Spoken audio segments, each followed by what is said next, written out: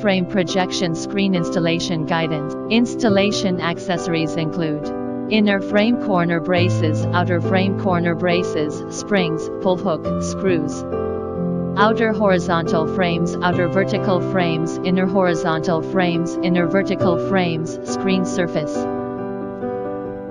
First, install the inner frame.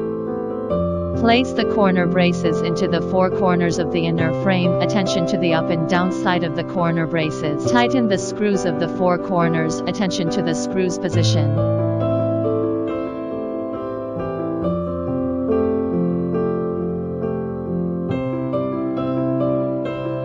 Gently insert the tension rods into the corresponding sleeves on the back side of the screen, and then cover the inner frames onto it.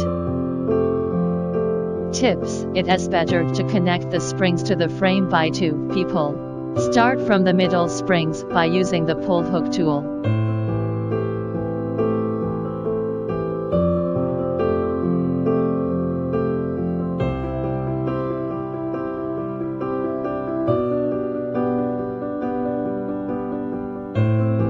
Check whether the screen surface is flat or not.